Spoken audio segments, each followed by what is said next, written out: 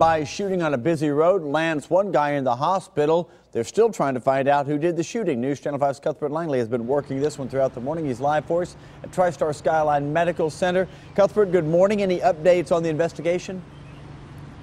Good morning, Steve. At this point, Metro Police say they are still having a tough time figuring out exactly what happened late last night because the witnesses who saw everything are giving different stories. Here's what we know so far. The shooting happened around 11:45 last night. Police say the 21-year-old victim was driving down Doverside Drive right near Dickerson Pike. That's when a car pulled up next to him and someone in there pulled out a gun and started shooting at the car. One of those bullets ended up grazing the victim in the neck. Thankfully, though, he was okay enough to drive here to Skyline, where he still is this morning.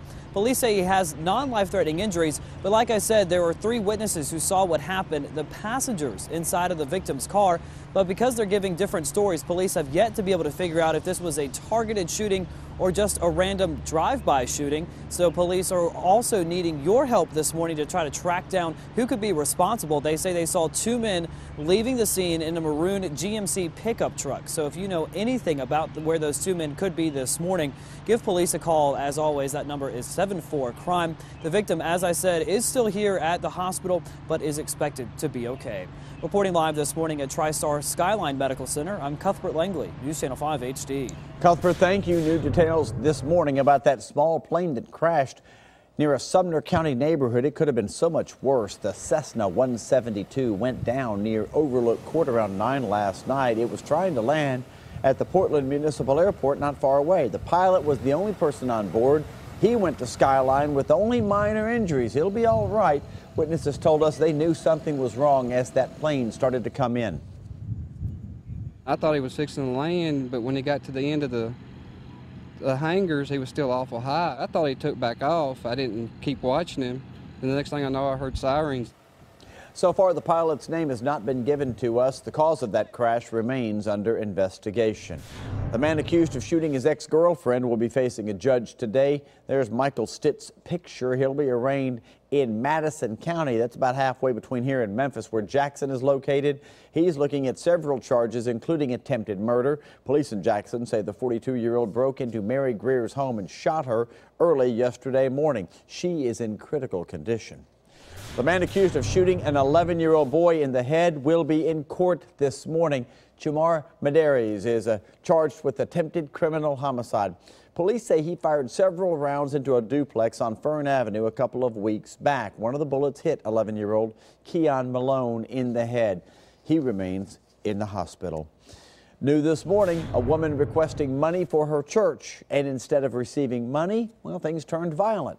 The victim asked Malcolm London, we're told, for money to support the reverend who was being asked to step down.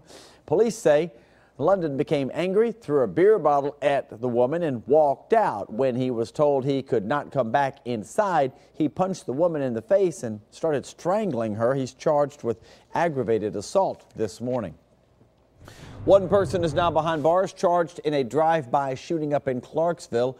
We have a mugshot here. Police say that Jarlin Corbin fired the shot from a car on Wooddale Drive Sunday. The 22-year-old is facing several charges, including aggravated burglary. There were a couple of other people taken into custody.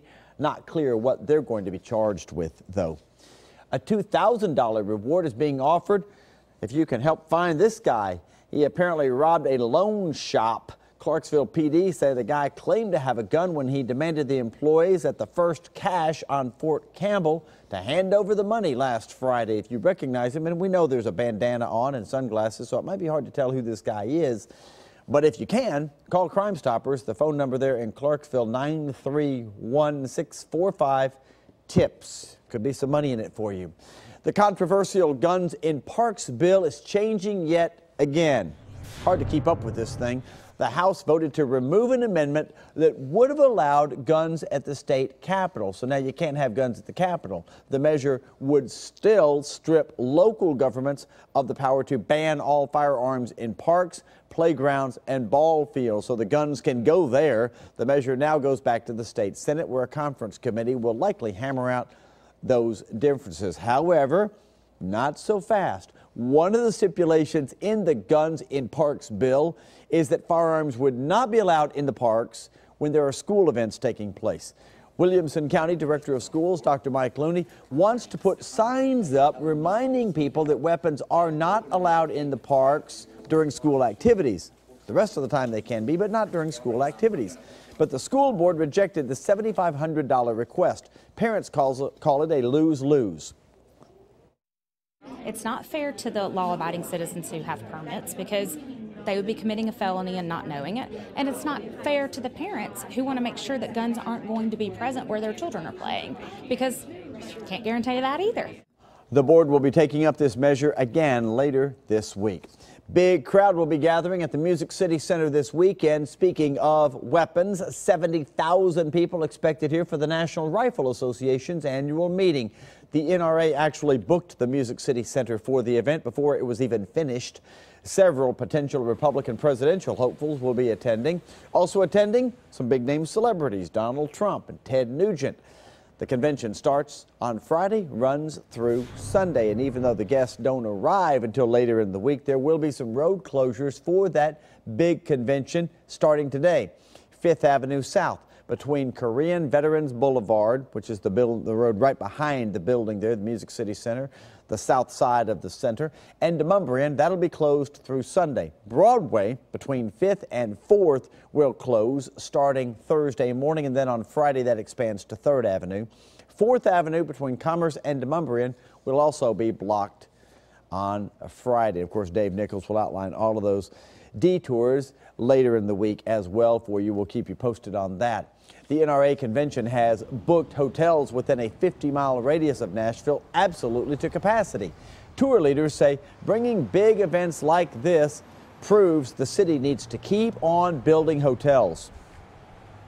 In order to attract the large conventions like the NRA, the supply is going to have to increase. The demand has just been quite amazing. In fact, one recent study shows Nashville's room rates have surged more than 20% since 2013. It's supply and demand.